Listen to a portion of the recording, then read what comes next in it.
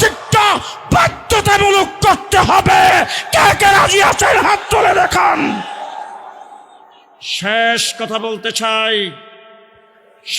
কথা বলতে চাই, বেশি সরকারের সময় যারা মদত পুষ্ট ছিল, পদে পদে সরকারকে যারা মদত করেছেন, তাদের মধ্যে একজন হলেন ফারুকী সাহেব, মুস্তফা সরোয়ার ফারুকী নাট্যকার।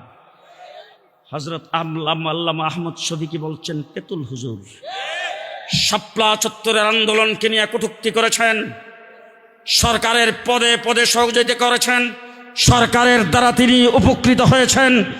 এরপরে যখন সরকার বিদায় গ্রহণ করেছেন, 32 নম্বর নিয়ে কি বলছেন সেটা বলতে চাই না।